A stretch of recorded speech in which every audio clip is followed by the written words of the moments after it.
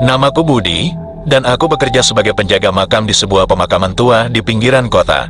Pekerjaan ini sudah kulakoni selama lebih dari 5 tahun. Setiap hari, aku menjaga agar area makam tetap bersih dan terawat, serta memastikan tidak ada yang mengganggu ketenangan tempat ini. Malam-malam di pemakaman seringkali sepi dan sunyi, membuat bulu kuduk merinding. Namun, bagiku, ini adalah rutinitas yang sudah biasa.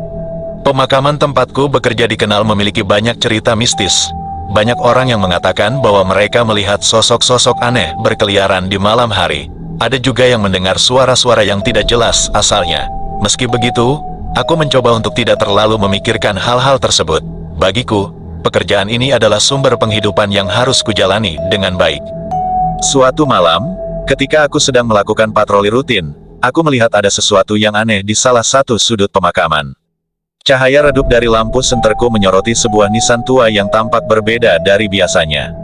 Nisan itu terlihat seperti baru dibersihkan, padahal aku tahu betul bahwa aku belum sempat membersihkannya. Rasa penasaran membuatku mendekati nisan tersebut.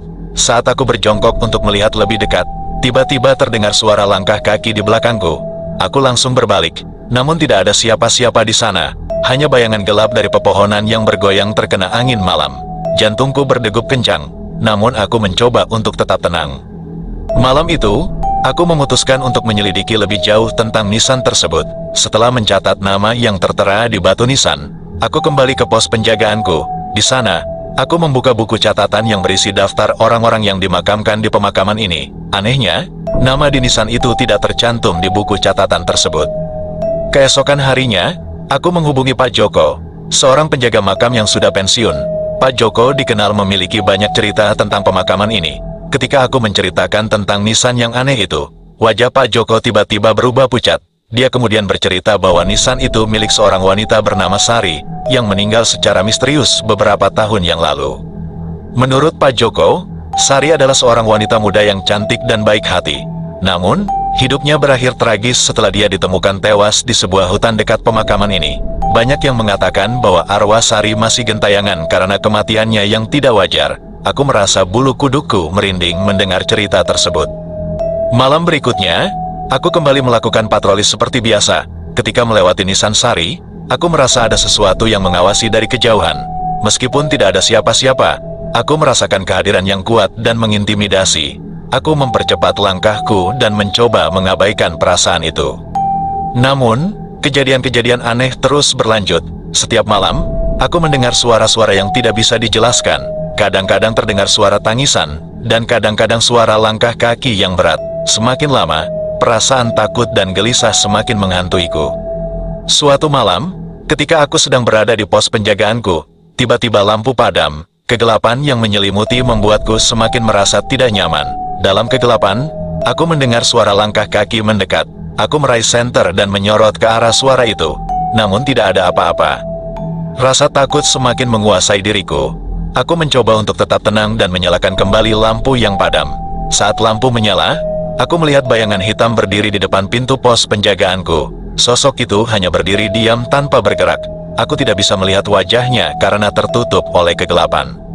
Aku mencoba mendekati sosok itu, namun tiba-tiba sosok itu menghilang begitu saja. Aku merasa sangat terguncang. Malam itu, aku tidak bisa tidur sama sekali. Aku terus memikirkan sosok hitam yang muncul di depan pintu pos penjagaanku.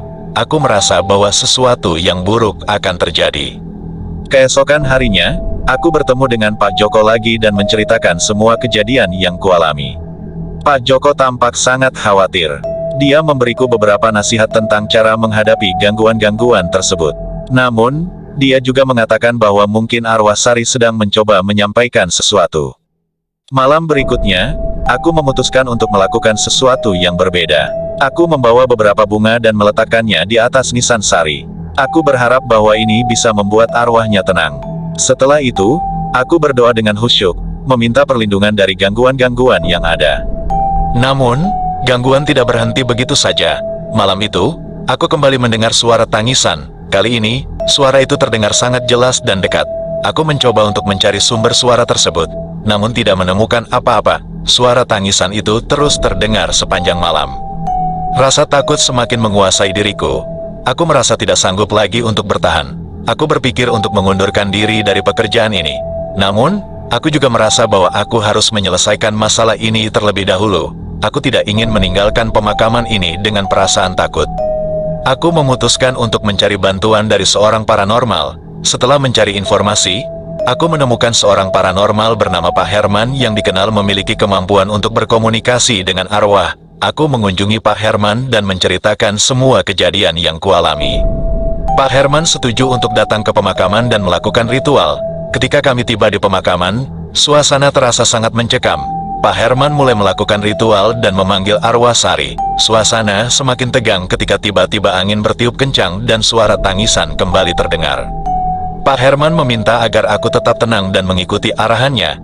Dia kemudian berbicara dengan arwah Sari, mencoba mencari tahu apa yang sebenarnya terjadi. Setelah beberapa saat, Pak Herman mengatakan bahwa arwah Sari merasa tidak tenang karena kematiannya yang belum terungkap. Menurut Pak Herman, arwah Sari ingin agar kebenaran tentang kematiannya terungkap. Dia meminta agar aku menyelidiki lebih lanjut tentang kejadian yang menimpa Sari. Aku merasa sangat tertekan, namun juga merasa bahwa ini adalah satu-satunya cara untuk membuat arwah Sari tenang. Aku mulai mencari informasi lebih lanjut tentang kematian Sari. Aku mengunjungi tempat kejadian perkara dan berbicara dengan beberapa saksi mata. Dari penyelidikan tersebut, aku menemukan bahwa Sari ternyata dibunuh oleh seseorang yang tidak dikenal. Kasus ini kemudian ditutup karena kurangnya bukti. Aku kembali ke pemakaman dan memberitahukan hasil penyelidikanku kepada Pak Herman. Pak Herman kemudian melakukan ritual lagi untuk memberitahukan arwah Sari tentang apa yang telah kutemukan. Setelah ritual tersebut, suasana di pemakaman terasa lebih tenang. Suara-suara aneh dan gangguan-gangguan lainnya mulai berkurang. Meskipun gangguan-gangguan tersebut berkurang, aku masih merasa tidak nyaman. Aku merasa bahwa ada sesuatu yang belum selesai. Aku memutuskan untuk tetap menjaga pemakaman ini sampai aku benar-benar yakin bahwa arwah Sari sudah tenang. Aku juga berdoa setiap malam agar diberikan kekuatan dan perlindungan. Beberapa bulan kemudian, pemakaman kembali seperti semula. Gangguan-gangguan sudah tidak ada lagi dan suasana menjadi lebih damai. Aku merasa lega karena akhirnya bisa menjalani pekerjaanku tanpa rasa takut. Namun, aku juga tidak akan pernah melupakan pengalaman mengerikan yang kualami. Pengalaman ini memberiku pelajaran berharga tentang pentingnya ketenangan jiwa bagi arwah yang sudah meninggal. Aku akan selalu berusaha untuk menjaga pemakaman ini dengan baik dan menghormati setiap arwah yang ada di sini. Pekerjaan ini mungkin menakutkan bagi sebagian orang, namun bagiku, ini adalah tanggung jawab yang harus kujalani dengan sepenuh hati.